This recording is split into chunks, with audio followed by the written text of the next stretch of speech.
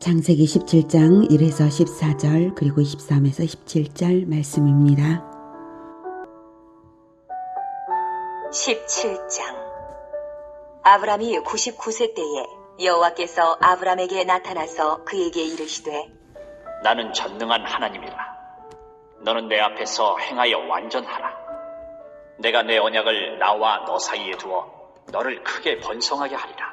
하시니 아브람이 엎드렸더니 하나님이 또 그에게 말씀하여 이르시되 보라, 내 언약이 너와 함께 있으니 너는 여러 민족의 아버지가 될지라. 이제 후로는 내 이름을 아브람이라 하지 아니하고 아브라함이라 하리니 이는 내가 너를 여러 민족의 아버지가 되게 함이니라. 내가 너로 심히 번성하게 하리니 내가 내게서 민족들이 나게 하며 왕들이 내게로부터 나오리라. 내가 내 언약을 나와 너 및 내 대대 후손 사이에 세워서 영원한 언약을 삼고 너와 내 후손의 하나님이 되리라. 내가 너와 내 후손에게 내가 거류하는 이 땅, 곧 가나안 온 땅을 주어 영원한 기업이 되게 하고 나는 그들의 하나님이 되리라. 하나님이 또 아브라함에게 이르시되 그런즉 너는 내 언약을 지키고 내 후손도 대대로 지키라. 너희 중 남자는 다 할례를 받으라. 이것이 나와 너희와 너희 후손 사이에 지킬 내 언약이니라. 너희는 포피를 베어라. 이것이 나와 너희 사이의 언약의 표징이니라. 너희의 대대로 모든 남자는 집에서 난 자나 또는 너희 자손이 아니라 이방 사람에게서 돈으로 산 자를 막론하고 난지 8일 만에 할례를 받을 것이라. 너희 집에서 난 자든지 너희 돈으로 산 자든지 할례를 받아야 하리니 이에 내 언약이 너희 살에 있어 영원한 언약이 되려니와 할례를 받지 아니한 남자 곧 그 포피를 베지 아니한 자는 백성 중에서 끊어지리니 그가 내 언약을 배반하였음이니라. 사랑하는 형제 여러분, 1월 17일 월요일 새벽 목상에 오신 것을 환영합니다. 창세기 16장에서 아브라함이 언약의 대표자인데 언약 공동체의 연합을 깨뜨리는 행위를 했죠. 사레에게 믿음을 권면하지 못하고 이집트 여종 하갈을 통해서 이스마엘을 낳은 것입니다. 그로부터 13년이 지나서 아브라함의 나이 99세 때에 하나님이 아브라함에게 나타나셨어요. 1절 아브라함이 99세 때에 여호와께서 아브라함에게 나타나서 그에게 이르시되 나는 전능한 하나님이라. 너는 내 앞에서 행하여 완전하라. 아브라함이 여종 하갈을 통해 이스마엘을 낳은 행위는 하나님과의 언약 관계의 치명타입니다. 그런데 13년 동안 하나님은 아무 말씀을 안 하시다가 이제 드디어 오셨어요. 왜 13년 동안 오지 않으셨을까요? 그것은 아브라함에게 주시는 징계였습니다. 하나님과의 교제의 단절이 범죄에 대한 징계입니다. 에덴에서부터 그것은 중요한 원리입니다. 죄를 지었기 때문에 에덴에서 쫓겨났고 그것은 하나님과의 교제의 단절입니다. 우리는 실로 이것을 가장 슬퍼해야 하는 것입니다. 그런데 인간의 죄성은 하나님과의 관계가 애초에 끊어져서 태어나므로 관계의 단절이 의뢰 그러려니 하고 인생 원래 그런 줄 알고 살아간다는 점이 기막힌 절망입니다. 이것이 진실입니다. 하나님과의 관계의 단절을 슬퍼할 줄 모르는 것, 이것이 절망입니다. 죄로 인한 관계의 단절이 얼마나 처참한 것인지를 가장 잘 알았던 사람들은 아담과 하와입니다. 그들은 에덴에서 하나님과의 교제를 체험했던 사람들이니까요. 그들은 에덴으로 돌아가고 싶은 갈망, 포기할 수 없는 갈망을 평생 가지고 살았어요. 우리가 그 갈망을 가져야 마땅합니다. 에덴의 땅에 대한 갈망이 아니라 에덴의 교제, 하나님과의 교제를 그리워하는 갈망을 가져야 마땅한 것입니다. 그래서 예수님께서는 말씀하시기를 마태복음 5장 3절에 심령이 가난한 자는 복이 있나니 천국이 그들의 것이며 라고 하셨죠. 가난한 마음이 복 중에 첫째 복입니다. 가난한 마음이란 바로 하나님과의 교제를 그리워하는 마음입니다. 나의 영적인 가난을 깨닫는 것입니다. 나 스스로는 결코 하나님과 비슷해질 수도 없다는 것을 알고 슬퍼하는 마음입니다. 하나님을 만나야만 한다는 것을 알고 갈구하는 마음, 하나님의 은혜 아니고서는 결코 구원이 없다는 것을 깨달은 마음, 이것이 바로 가난한 마음입니다. 이 가난한 마음을 가지는 것이 하나님의 은혜를 입을 수 있는 첫 출발인 것입니다. 그래서 하나님은 가난한 마음이 일어날 때까지 곤경 가운데 인간을 두시기도 합니다. 이스라엘이 이집트에서 노예 생활로 고난을 당한 이유 중 하나가 바로 곤경을 알고 하나님을 간절히 원하게 하기 위해서였습니다. 하나님은 하나님을 갈구하는 마음을 기다리시고 때가 되었을 때에 구원 행위를 시작하시는 것입니다. 아브라함은 하나님과의 교제 단절을 어떻게 생각했을까요? 아브라함은 마음 아프게 생각하고 있었을까요? 아무튼 13년간이나 교제 단절이 징계였다는 것은 하나님의 제1성으로 알 수 있습니다. 나는 전능한 하나님이라 너는 내 앞에서 행하여 완전하라. 16장에서 아브라함이 잘못한 이유는 첫째로 하나님의 전능을 믿지 못했기 때문이고, 둘째로 하나님을 늘 앞에 모시지 않았기 때문에 하나님이 모르실 거야 하는 마음으로 스스로 속여서 그랬거든요. 16장에서 하나님은 감찰하시는 하나님이라고 간접적으로 하갈을 통해 알려주셨지만 아브라함은 금식을 하지도 않고 죄를 뒤집어 쓰지도 않고 회개하지도 않고 13년 동안이나 둔하게 살았던 거예요. 그래서 할 수 없이 하나님이 먼저 찾아오셨고 제1성으로서 아브라함의 잘못을 깨닫게 하시는 말씀을 하셨어요.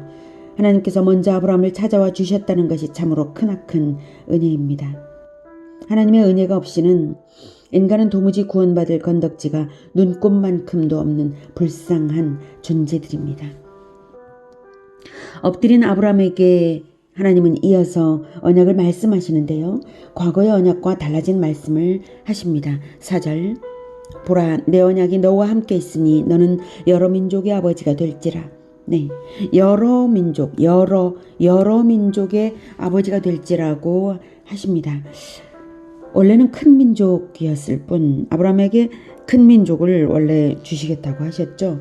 하나의 민족인 큰 민족을 주실 계획이셨는데 이제 여러 민족은 아니었는데 이제 여러 민족의 아버지가 된 것은 아브라함이 하갈을 취해서 이스마엘을 낳았기 때문에 이미 여러 민족의 아버지로서 출발되는 셈입니다. 이미 벌어진 사실 자체를 하나님께서는 승인하시는 것입니다. 아브라함이 죄를 지었고 언약을 어겼고 버림받아야 될 것인데 어떻게 이런 어처구니없는 사실 자체를 승인하실까요? 하지만 하나님은 원칙 없이 어영부영 승인하시는 것은 아니라 언약 때문입니다. 보라, 내 언약이 너와 함께 있으니 라고 이유를 말씀하셨죠. 보라, 내가 얼마나 신실한 하나님인지 언약에 대한 신실하심 때문에 너를 여러 민족의 아버지로 승인하노라, 이런 뜻인데요. 어떤 언약이 있었나요? 창세기 15장에서 횃불 언약 맺으신 것 기억나시죠?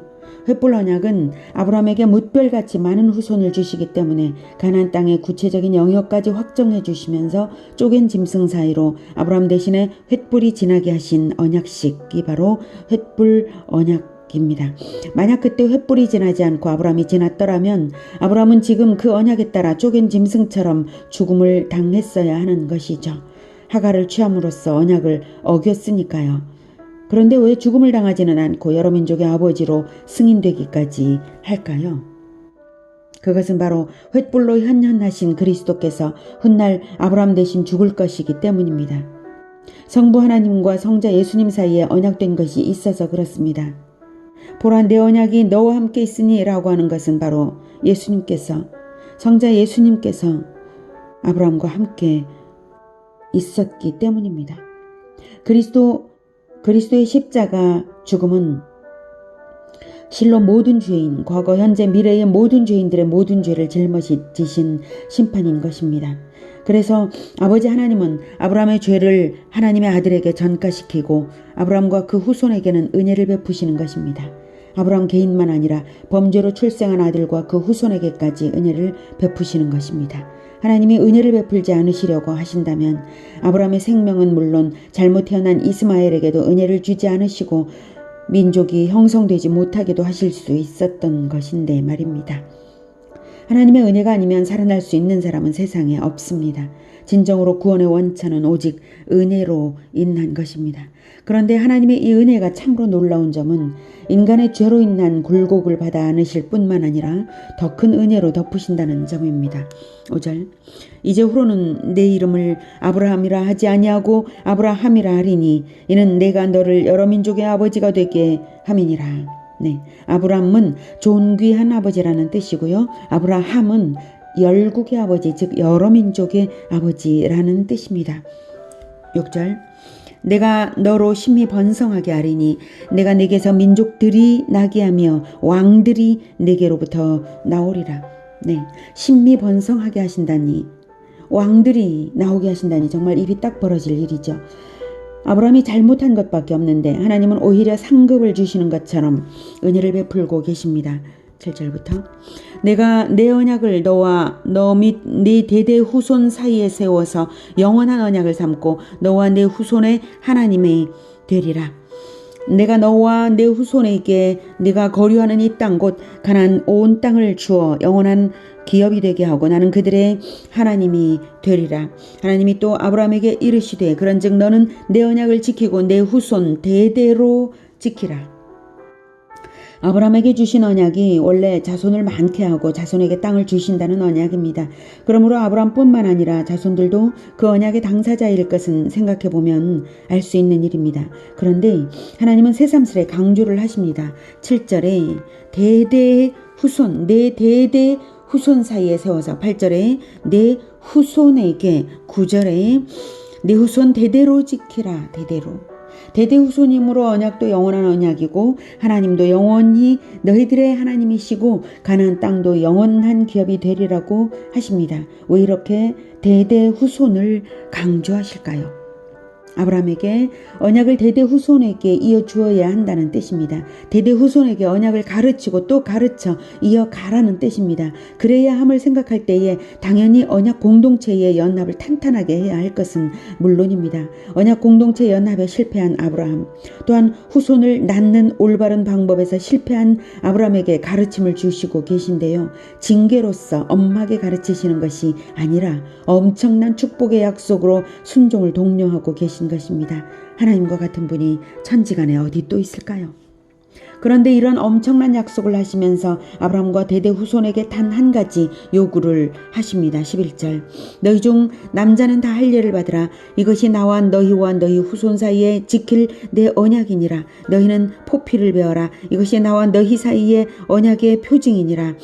너희의 대대로 모든 남자는 집에서 난 자나 또는 너희 자손이 아니라 이방 사람에게서 돈으로 산 자를 막론하고 난 지 8일 만에 할례를 받을 것이라. 예, 요구는 할례를 가문의 모든 남자들이 받으라는 것입니다. 할례란 남자의 성기의 포피를, 성기 끝 포피를 잘라내는 것을 말하는데요. 하나님과의 언약 백성이라는 표징, 즉 표시를 하라는 것입니다. 13절부터 너희 집에서 난 자든지 너희 돈으로 산 자든지 할례를 받아야 하리니 이는 내 언약이 너희 살에 있어 영원한 언약이 되려니와 할례를 받지 아니한 남자 곧 그 포피를 베지 아니한 자는 백성 중에서 끊어지리니 그가 내 언약을 배반하였음이니라. 할례를 받을 범위를 아브라함과 가족적인 교제 관계에 있는 모든 남자까지입니다. 안 받으면 언약의 배반이므로 백성 중에서 대가 끊긴다고 하십니다. 태어난 지 8일만 되면 행하라고 하시고요. 여러 의문이 일어나죠. 첫째, 전에는 언약의 표징을 요구하시지 않으셨는데 왜 이제 와서는 언약의 표징을 요구하시는가? 둘째, 하나님은 감찰하시며 전지하신 분이라서 사람의 마음을 다 아시는데 왜 언약 표징이라는 표징을, 언약 백성이라는 표징을 몸에 하도록 요구하시는가? 셋째, 왜 언약 백성의 표징을 몸의 다른 부분이 아닌 성기에 하라고 하시는가? 넷째, 왜 여자는 안 하고 모든 남자들에게 하도록 하시는가? 다섯째, 왜 아브라함의 혈통이 아닌 종들까지 포함해서 모든 가족에게 행하게 하시는가? 여섯째, 왜 태어난 지 8일 만에 행하게 하시는가? 제가 가상으로 하나님인 것처럼 아브라함에게 하는 말로 그 이유들에 대한 답을 풀어보겠습니다. 야, 아브라함아, 너 내가 네게 언약 못 지킬 하나님인 줄 알았냐? 늙은 여자에게서는 출산 못 시킬 무능한 하나님인 줄 그렇게 생각했냐? 나 전능하거든. 너 왜 나를 못 믿어가지고 언약을 깨뜨렸냐? 그리고 왜 사라에게 언약을 제대로 가르쳐주지 않았어? 내가 네 마음을 모를 줄 알았냐? 네가 언약을 깨뜨렸으니 네가 죽는 대신 내 아들 예수에게 목숨 내놓으라고 했다. 너 대신 목숨 내놓으라고. 그리고 너 대신 또한 모든 믿는 자들 대신이다. 네가 언약을 깨뜨려서 엉뚱한 새 혈통이 태어나 버렸으니 종에게서 엉뚱한 새 혈통이 태어나 버렸으니 어떡하냐. 그 혈통에서도 믿는 자들은 다 받아줘야지. 그 혈통만 아니라 다 받아줄 거야. 어떤 혈통이든 믿는 자라면 말이야. 이왕지사 이렇게 되었으니까. 그런데 언약을 제대로 듣고 알아야 믿을 수 있는 것이니 네가 언약을 가르쳐 전해주고 네가 대표로 이끌어주는 교제관계라야 해. 그래서 네 집안 사람이어야 해. 교제관계라야 해. 돈으로 산 종도 괜찮지만 하루 이틀 머무는 객은 안 돼. 언약 교육을 시킬 수가 없으니까 말이야. 언약 교육, 그걸 받는 사람이어야 해. 그런데 언약을 마음에만 가르치면 곧 잊어버리기가 쉽고 몸에 간단한 표시라도 해서 믿음을 잃지 않게 해야겠어. 몸에 표시하게 되면 표시하는 행위가 믿음을 나타내는 최소한의 실천도 되는 거고 하니 표시를 하자. 그래야 그 표시를 보면 아, 내가 하나님의 언약 백성이구나 하고 안 잊어버리고 언약을 지킬 수 있도록 말이야. 몸 어디다 표시를 할까? 네가 성기를 가지고 하나님의 언약을 깨뜨렸으니 성기에 하는 게 좋겠다. 너의 죄질이 나빠서 성기를 자르라고 하고 싶지만 내가 봐준다. 그러니 성기 잘리는 것처럼 두렵게 여기고 죄를 잘라내고 살아라. 그 표시 볼 때마다 하나님 앞에 언약 백성으로 거룩하게 살겠다고 마음 굳게 먹고 살아라. 사실 말이야, 네 잘못 때문에 성기가 잘리는 게 아니라 네 후손의 목숨이 잘리기로 됐어. 바로 예수의 목숨이 잘리기로 된 거야. 그래서 할례하면서 그거 기억하라고.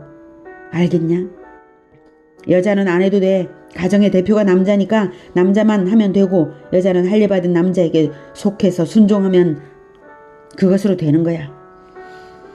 이렇게 할례를 아들 낳아서 8일 만에 시켜줄 때부터 할례를 행하는 부모가 언약을 지키는 것이지, 할례를 안 하면 백성에서 끊어지는 것이니까 할례를 계속해서 이어가기 위해서는 최소한 할례를 행할 때마다 그 부모는 언약 교육을 받는 셈이고 하는 셈이고 언약 교육이 이루어질 것이고 대대후손 이어져 갈 거야.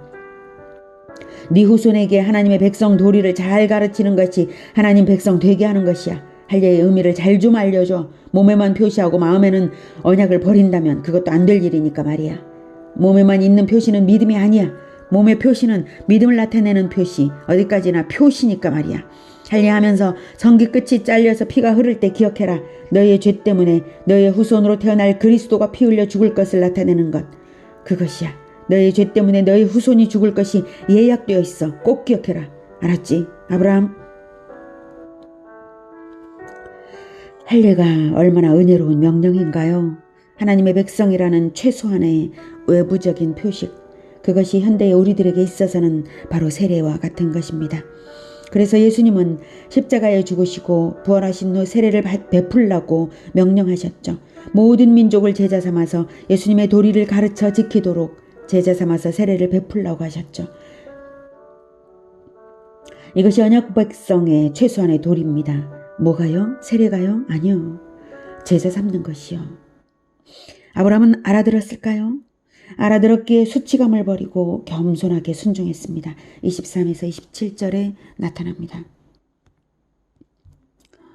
이에 아브라함이 하나님이 자기에게 말씀하신 대로 이날에 그 아들 이스마엘과 집에서 태어난 모든 자와 돈으로 산 모든 자 곧 아브라함의 집 사람 중 모든 남자를 데려다가 그 포피를 베었으니 아브라함이 그의 포피를 벤 때는 99세였고 그의 아들 이스마엘이 그의 포피를 벤 때는 13세였더라. 그날에 아브라함과 그 아들 이스마엘이 할례를 받았고 그 집의 모든 남자 곧 집에서 태어난 자와 돈으로 이방 사람에게서 사온 자가 다 그와 함께 할례를 받았더라. 어떻습니까? 우리도 제자화와 세례로 순종의 길을 가야겠죠? 할례를 하는 그 마음으로 마음의 할례를 해야겠습니다. 죄를 잘라내며 예수님의 도리를 배우고 가르치는 나날 되시기를 축복합니다. 기도하겠습니다. 하나님, 우리에게 마음의 할례를 하라고 할례의 표시를 그때부터 주셨군요. 하나님, 우리가 늘 죄를 버리며 마음의 할례를 하고 제자에게 가르치고 대대 후손 사이에 하나님의 언약이 되게 하겠습니다. 주님, 우리를 도와주시옵소서. 제자와로서 언약을 지켜내는 우리 모두가 되게 도와주시옵소서. 예수님의 이름으로 기도드립니다. 아멘. 이어지는 시간은 개인 기도 시간입니다.